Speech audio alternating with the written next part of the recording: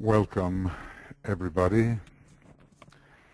Thank you for attending this Vesic full moon meditation. The full moon will occur in just about 1 hour at 7:15 and 53 seconds GMT. This will be a meditation which will have a lot of silence in it,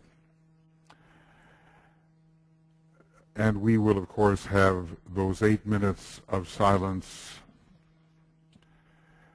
which occur at the time that we are told that the Buddha makes his appearance in the Vesic Valley. This is the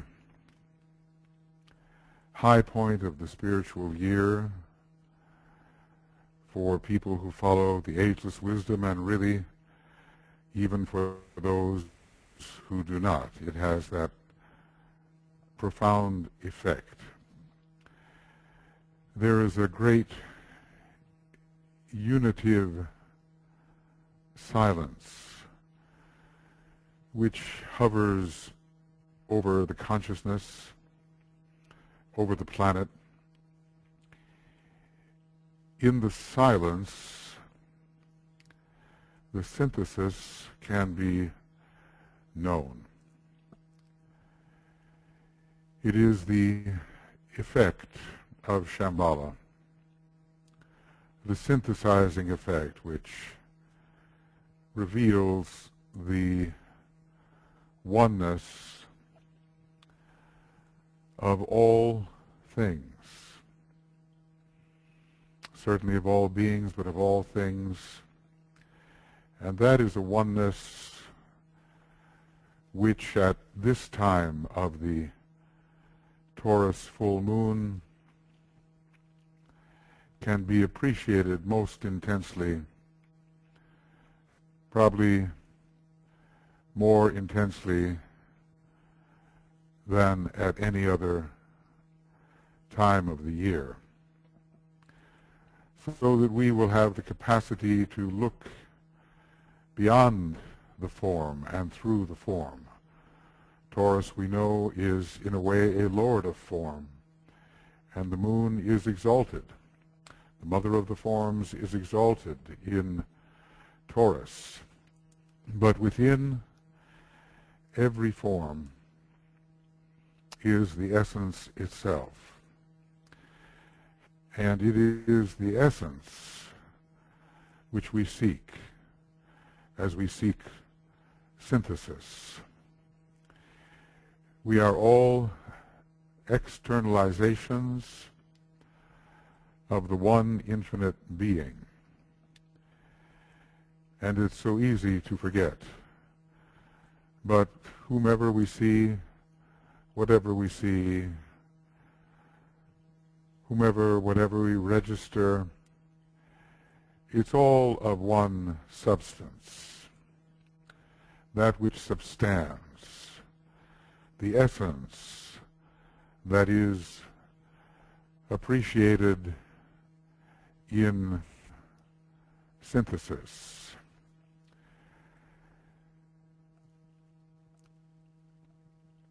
I would like to show you a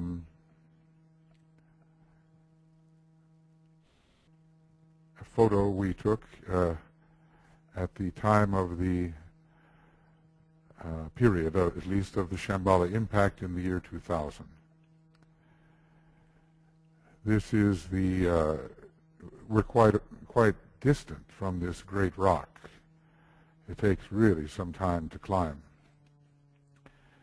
It looks very small here, but that's because we're so far away. And that is the flat rock on which the etheric ceremony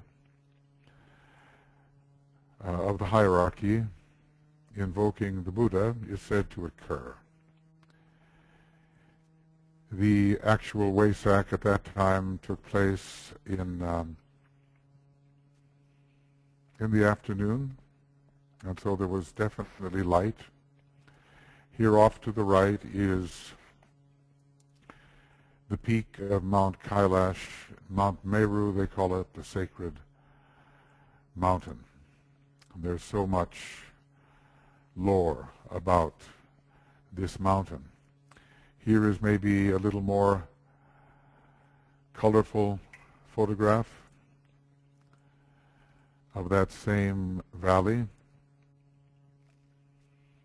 with the rock, and then behind the rock begins the Kora of some, well, over 50 kilometers around Mount Kailash, the pilgrimage.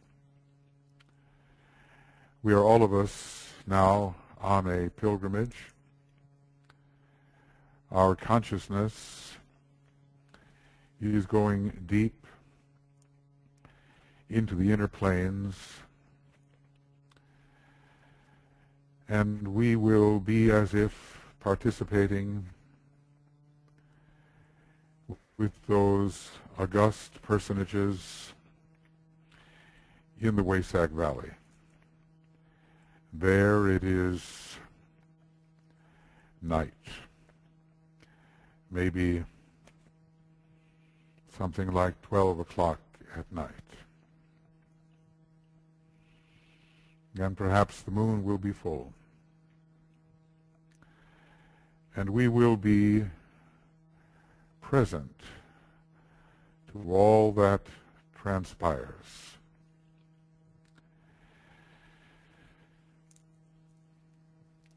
Our participation in this inner ceremony in which thousands are involved is very important, because we are to make of this the high point of inspiration, so that we can carry the blessing of the Buddha through the Christ and his hierarchy to disciples such as we are. Carry this blessing to humanity in the practical work that we are doing. It doesn't make any difference how humble that work may be. It is all necessary. And the blessing of the Buddha will help us, as it does every year, to do a still better job in bringing about the expression of the divine plan conceived by the hierarchy in response to the purpose of Shambhala. We live in times that have been foreseen for millions of years, a pivotal time in which humanity can make its transition into the fifth kingdom of nature. And it is of the utmost importance that we participate in this transition, because we know enough to do it.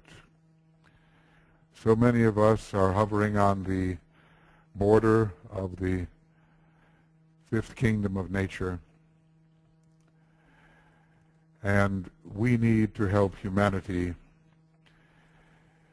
at least those who are in advance, to take that step so that everybody can be raised.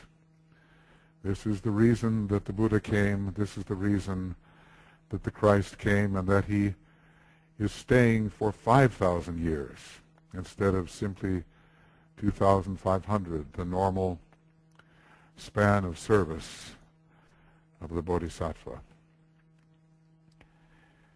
We have so much work to do, and the inspiration that we can gather from this ceremony is utterly necessary as we do our best in response to what is given to us to lift everyone that we can. Now we will begin our meditation.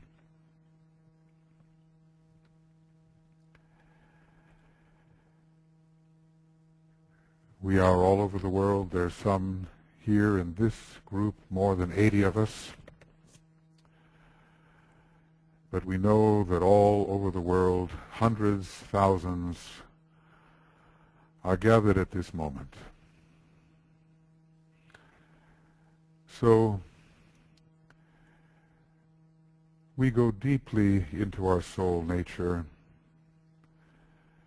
leaving behind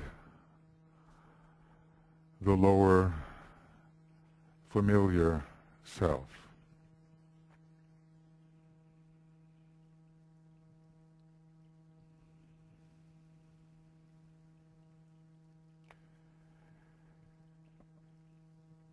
We are as if in the world of the soul, and as we reach out to each other and to the members of the new group of world servers, wherever they may be found, and to the men and women of goodwill, and actually to all of humanity, in the body or out of the body, we reach out in soul. It's not a collection of persons, but a great unity of souls who feel their connection to each other.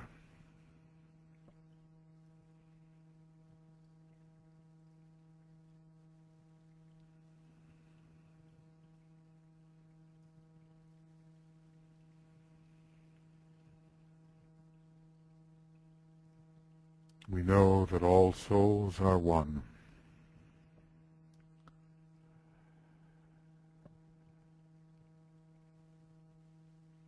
And despite all the differences that seem to exist on the outer levels and in the personality, and even in the egoic lotuses, the differences seem to exist. The essence is one.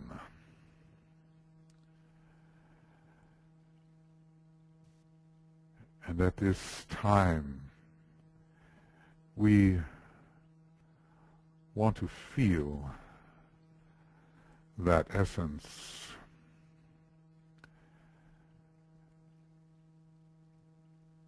and know that there is but one soul of humanity, one consciousness with billions of perspectives.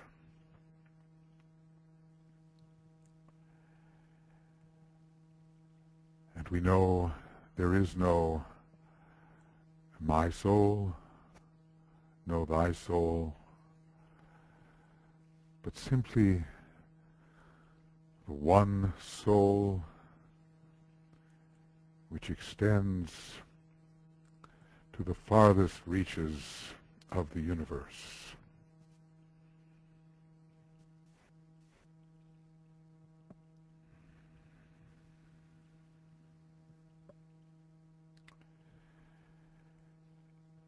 And the ancient mantra rings in our consciousness with special meaning at this time.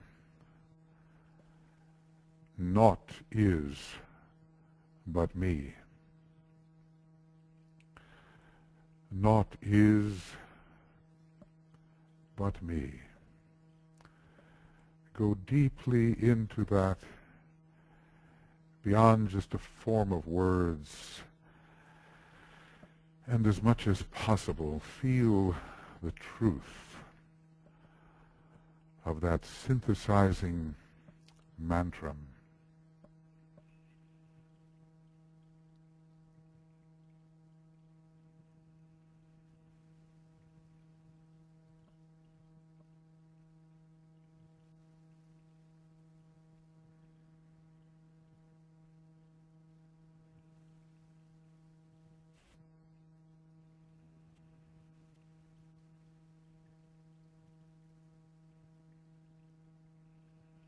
No matter what person you may imagine, what group of people you may imagine,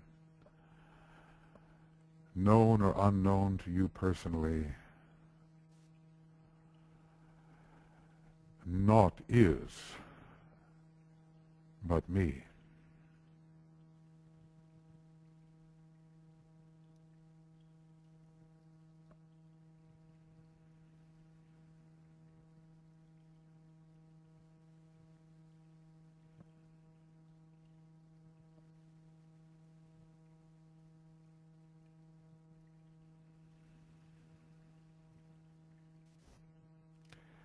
Something happens in the heart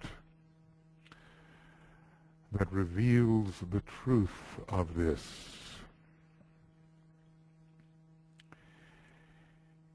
It is not who you see or who you imagine in terms of their qualities. It's something else. It's the secret of oneness found in every content of consciousness, in every person, every soul, everything, every being. It's not what or who they are. It is that they are at all. The secret of their being in the one being.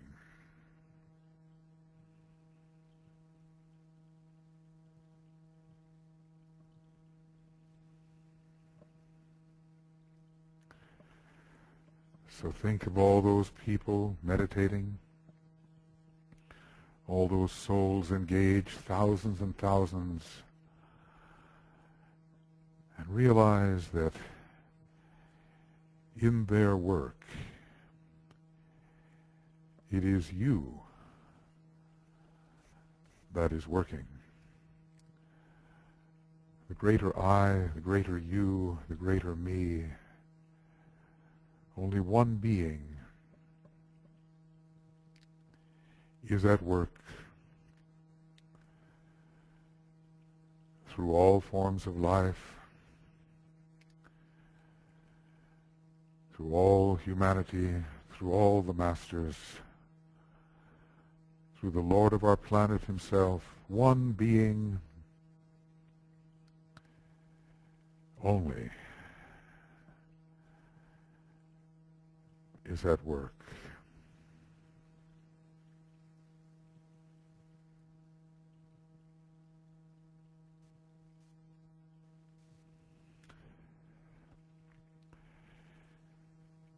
It's as if via the Antakarana,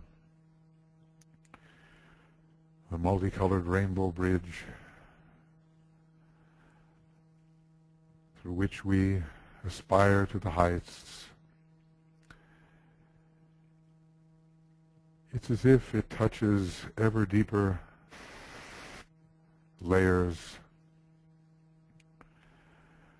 of that one being.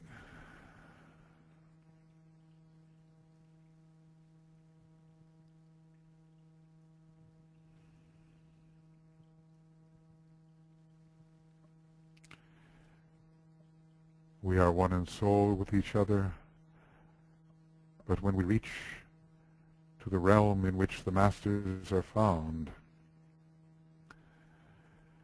the cosmic ethers,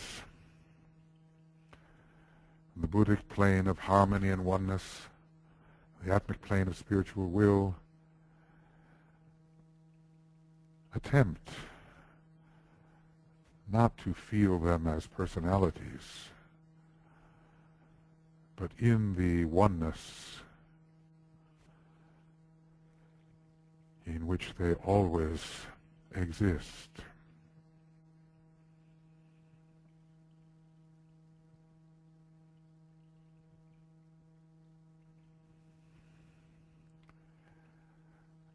Look at them all and find not just distinct, highly developed souls, but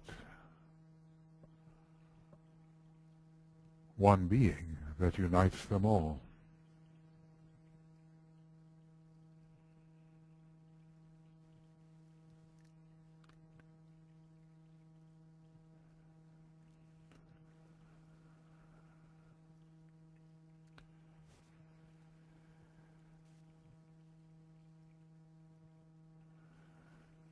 No one can escape this essential oneness.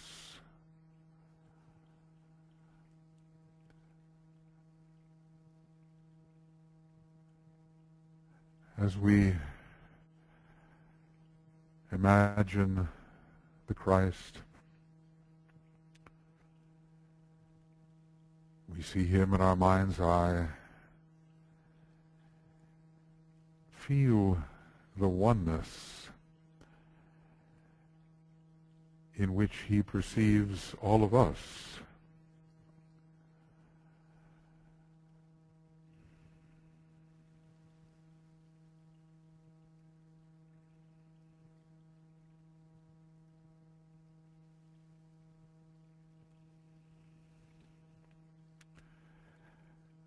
And thus it is for every master that we might visualize or sense or contact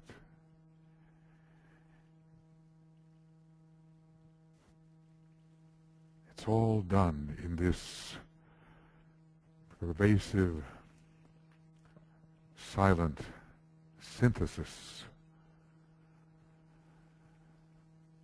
of Vesakh.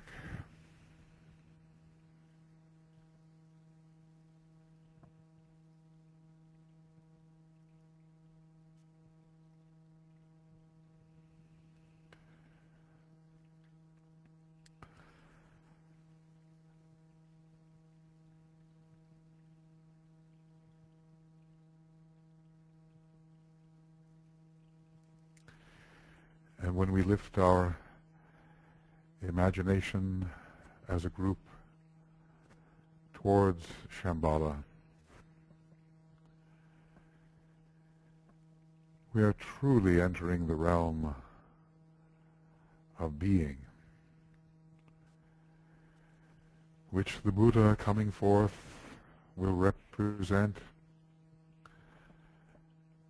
and which the Lord of the world, holding the entire planet in synthesis,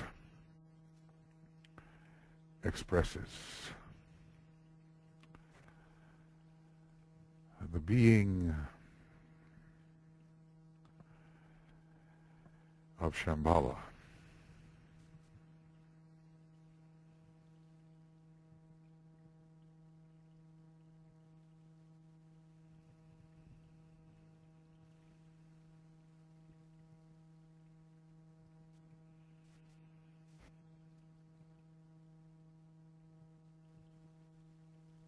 The One,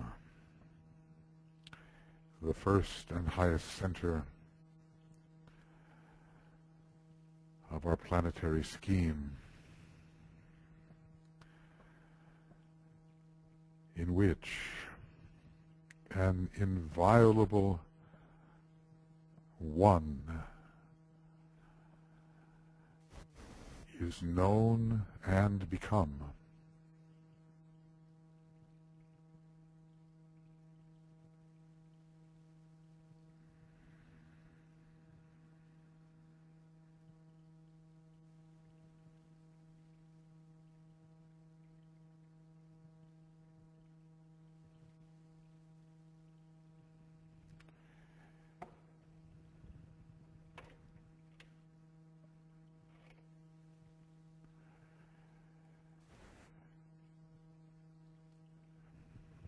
This is the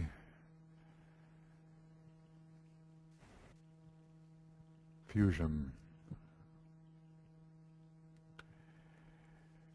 we seek to see prevail at all times.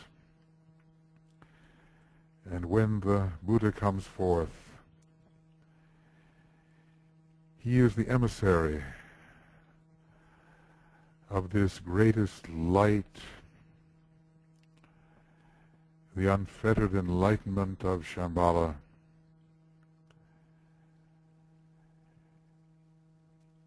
in which the One is always perceived, always known, the One with which we are always to be identified.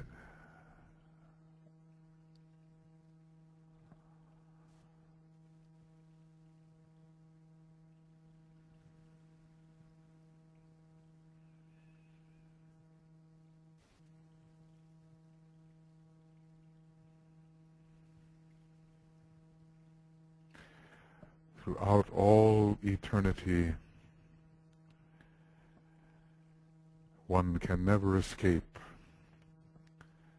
being this essence.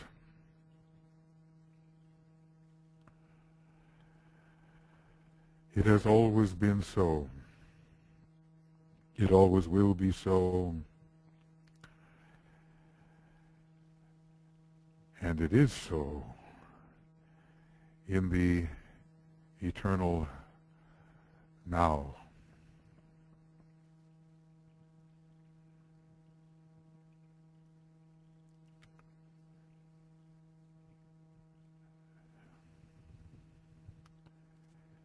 This is what the monad, which is the One, can convey to us. That monad,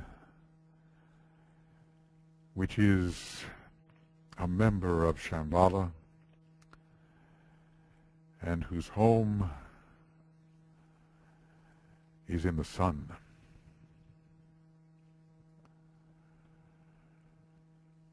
The deepest levels of the sun.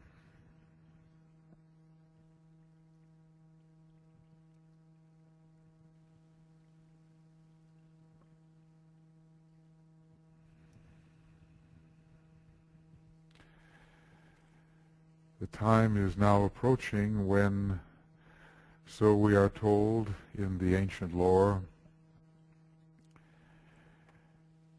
the masters begin to gather in their etheric forms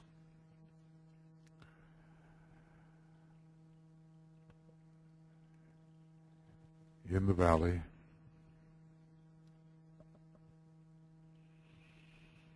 They are concentrating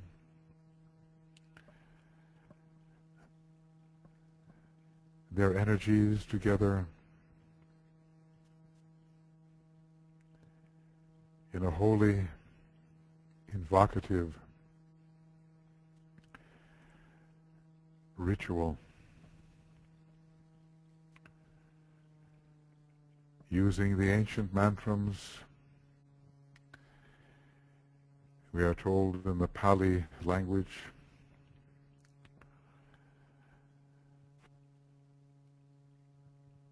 and we sense them coming together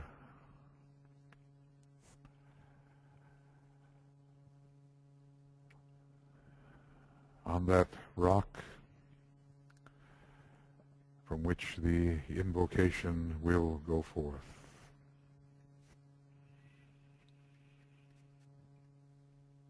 This is a night view. It's not to scale, but it gives the idea. What is on the floor of the valley is actually occurring on that rock, and the three great lords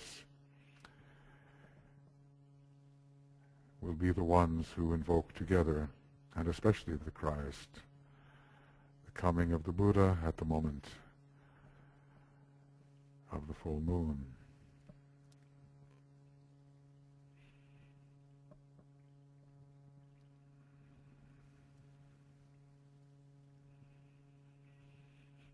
All the energies of the Great Ones are concentrated towards Shambhala.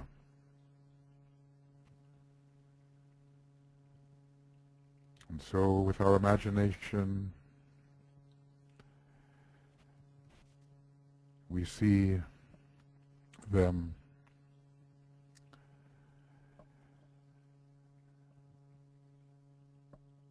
beginning their slow rhythmic movement in geometrical forms, and their chanting, which prepares the ethers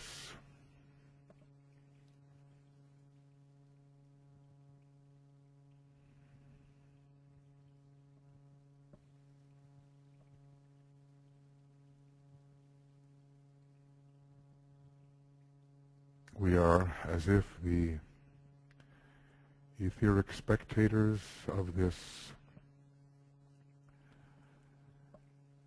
gathering energy.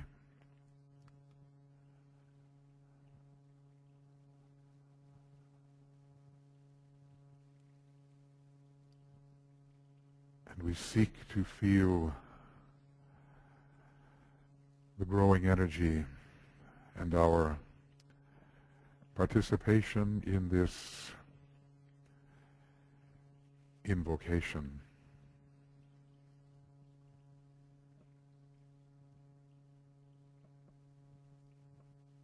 And for a while we simply seek to sense with our inner sensitivity what may be transpiring there.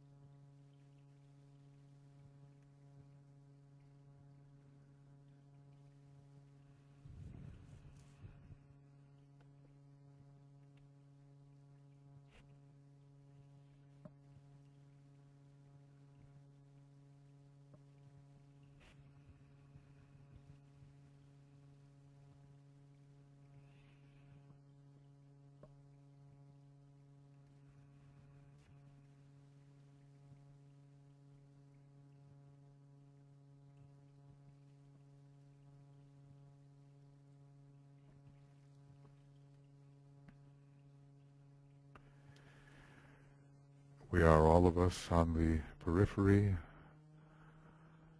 of these great events, but we feel the growing inspiration.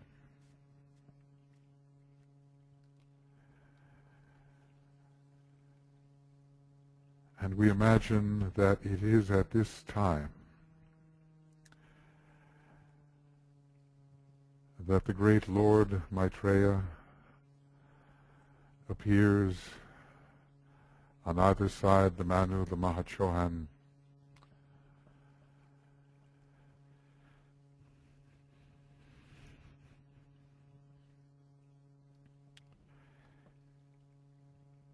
and we humbly seek to dwell within his presence.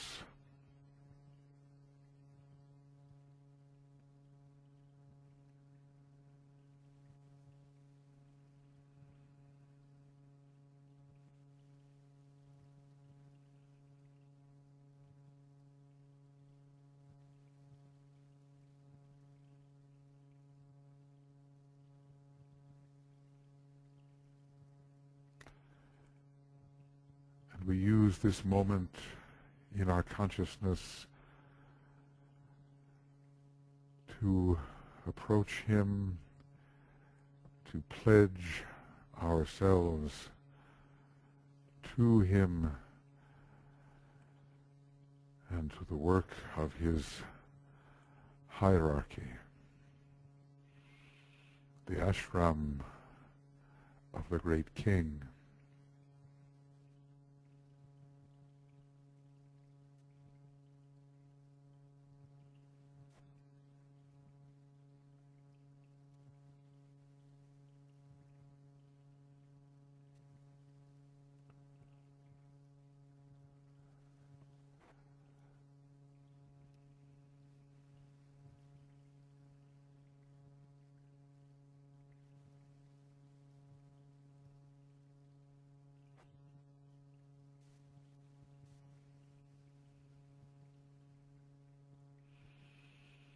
All the aspiration that you have stored up to be a true and noble worker with the hierarchy can be directed towards the great Lord, who will represent all of human aspiration.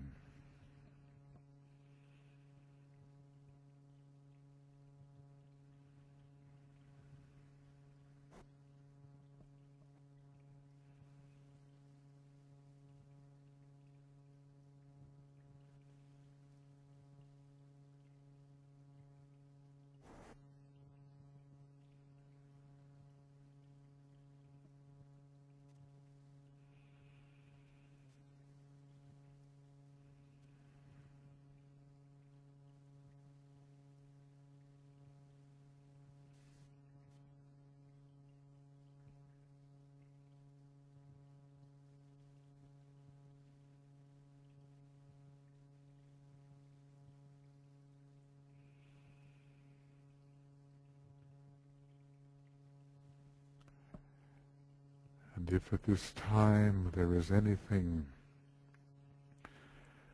that on behalf of the good, the true, and the beautiful, that you would communicate with Him, to Him, let it pass forth into His recognition with all those that aspire to the good, the beautiful, and the true.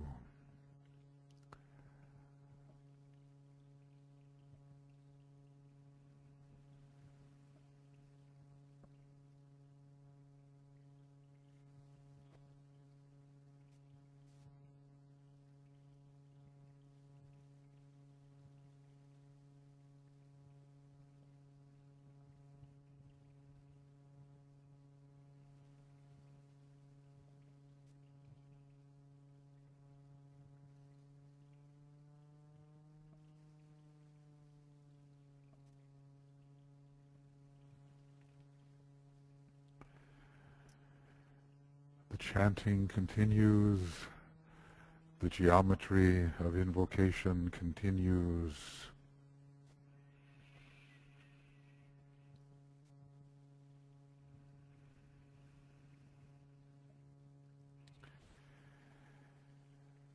Mantras that we do not know will be used to invoke the coming of the Buddha.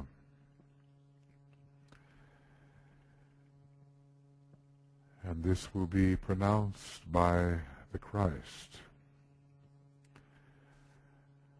But the time is not yet. And so while the Masters are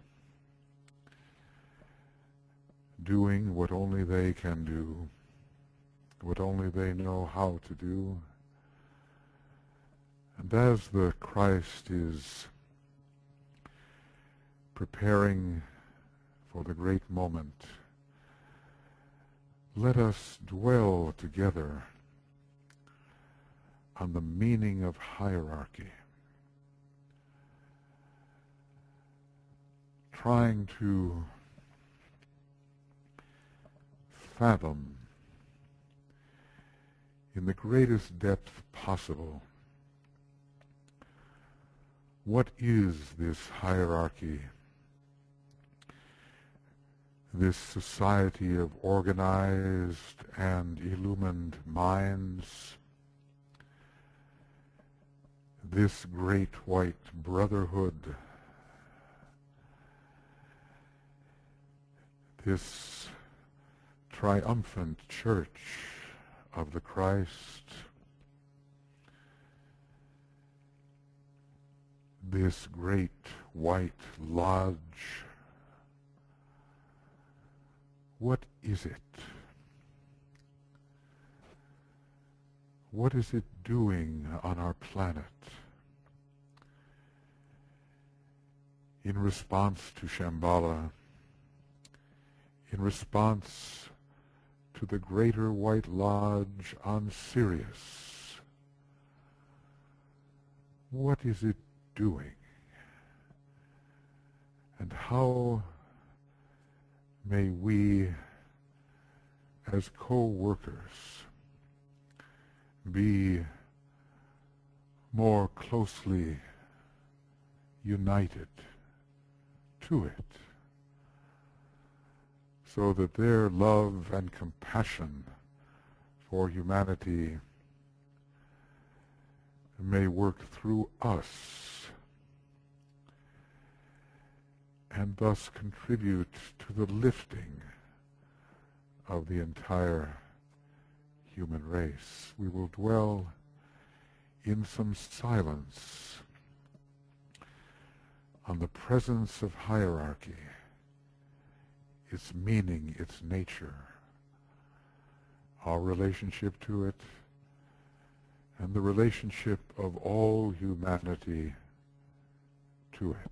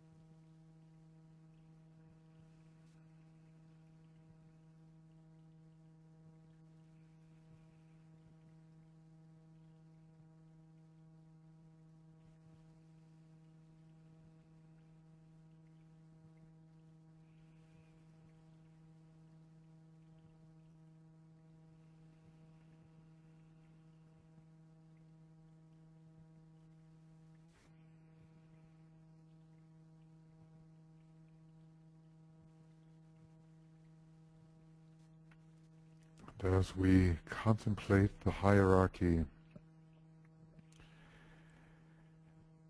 the sense of the oneness is growing. The sense of expectancy is growing.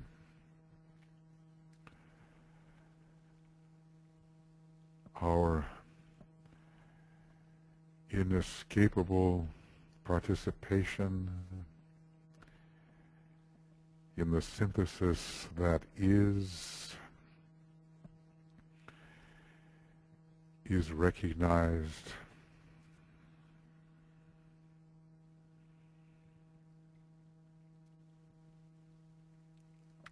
Our solidarity with the great ashram of Sanat Kumara, over which the Christ presides, is growing stronger and stronger, and will be sustained throughout the year.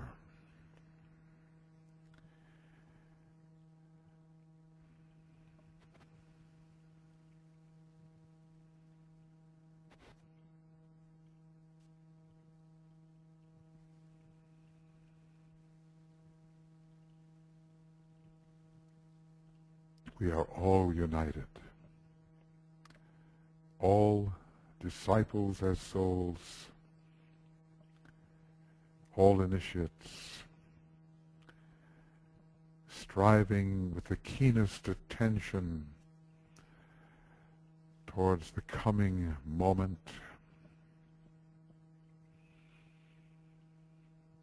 no matter where we may be on this planet. We are all one in our aspiration and our readiness. So now, in the silence, it will be your time to prepare yourself in your own way, in humanity, in the One, for the coming of the Buddha. And at that time, which will be about 9 minutes from now, I will ring a bell, and then after the 8 minutes have passed, I will ring the bell again. What you do in this time of preparation and during the 8 minutes, may it be the highest form of attunement, love, receptivity, the highest that is in you. And so we will go into the silence, and the silence will be maintained a little after the second bell rings.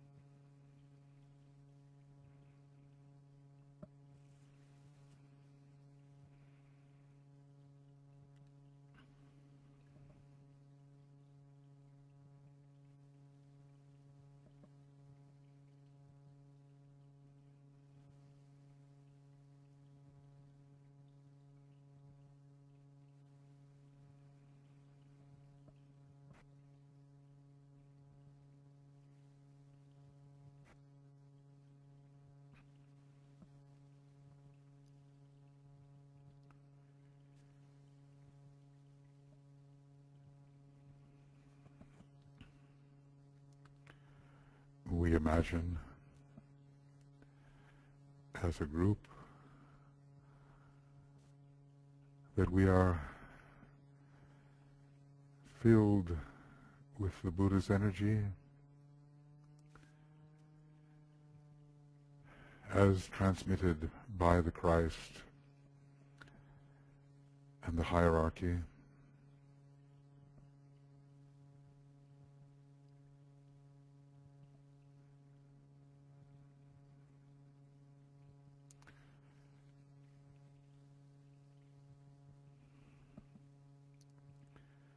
And so it is for all those who have been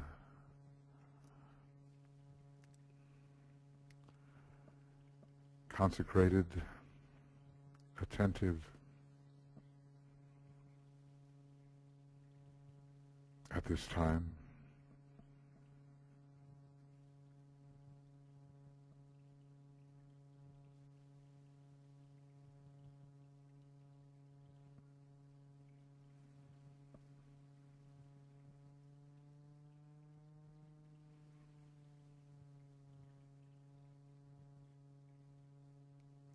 It is as if we are an overflowing chalice.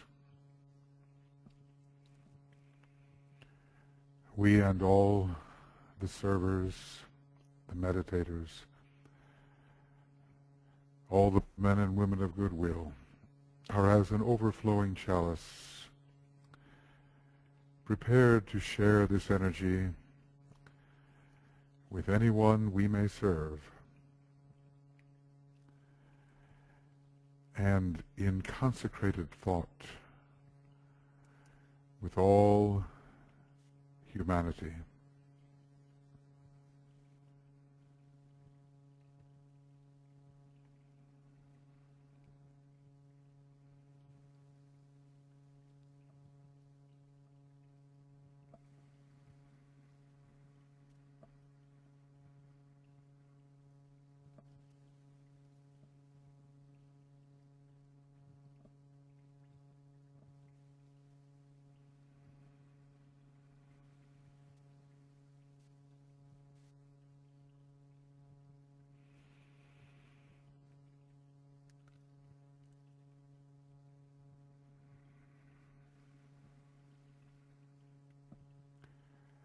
And we can imagine this energy gift of the Buddha from Shambhala via the hierarchy pouring forth from us in blessing to all humanity, and especially to those, and there are so many, who are in need.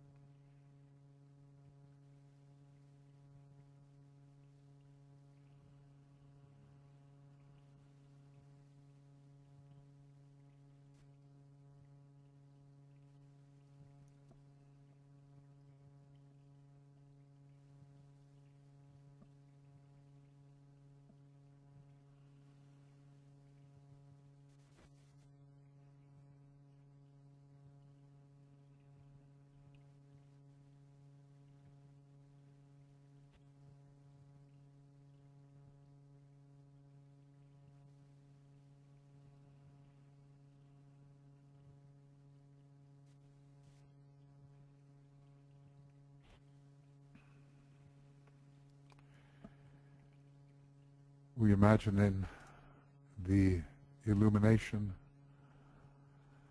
of humanity, growing. At this time when the forces of enlightenment are so strong, we imagine the illumination of humanity under the reception of this great energy. The light within all human beings increasing,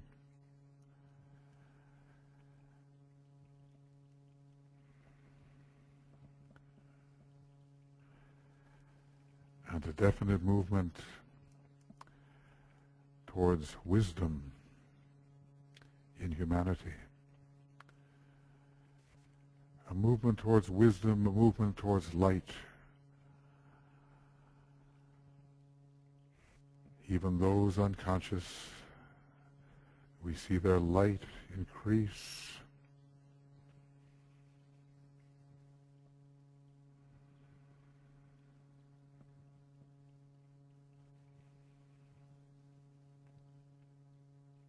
The forces of enlightenment pouring into the planetary whole.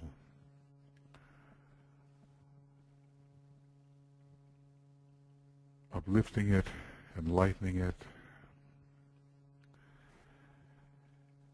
We imagine the sacred lighted sphere which our earth is destined to become.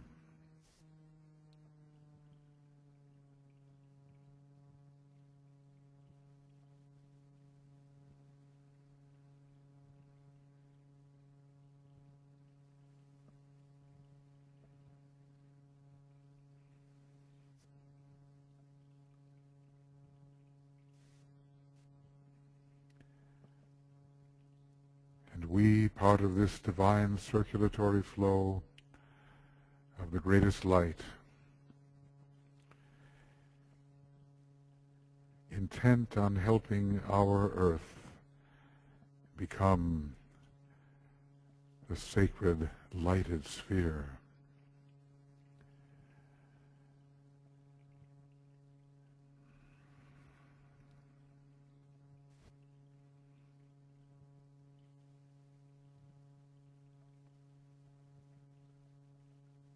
We have received. We will continue to receive. And over the days ahead, we will distribute.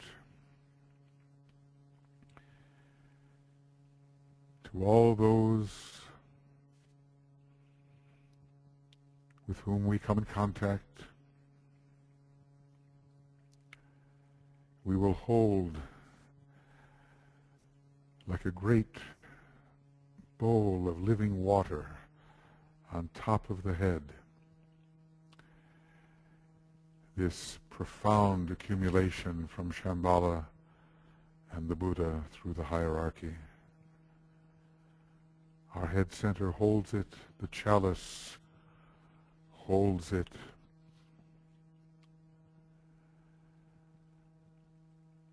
And our joy in these next 3 days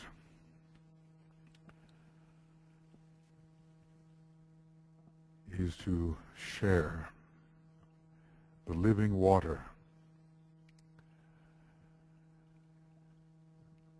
the blessed energy which has descended into our chalice.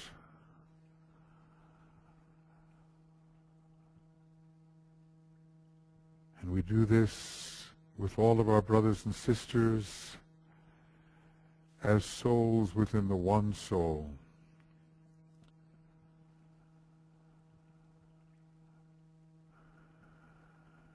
When we serve as one. We serve as a group of those who have made themselves ready to receive and together distribute.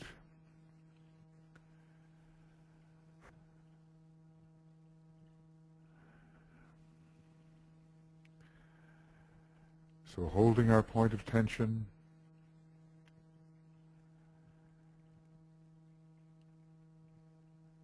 feeling the oneness which unites us and unites us to them who have bestowed, and to the great center of oneness, Shambhala itself. We sound together the great invocation, followed by the sacred word 3 times.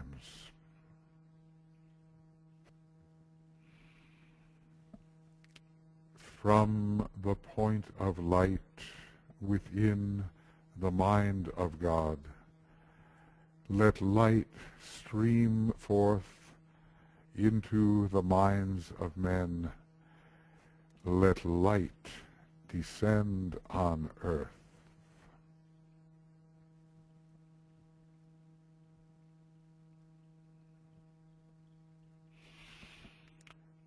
From the point of love within the heart of God, let love stream forth into the hearts of men. May Christ return to earth.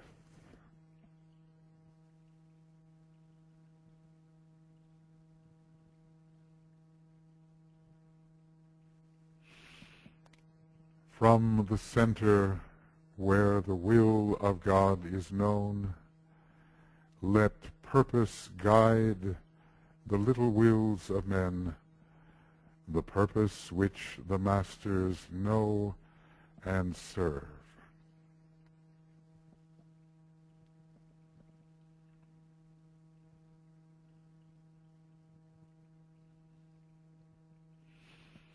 From the center which we call the race of men, let the plan of love and light work out, and may it seal the door where evil dwells.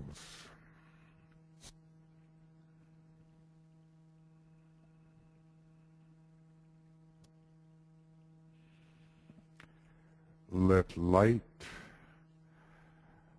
and love and power restore the plan on earth.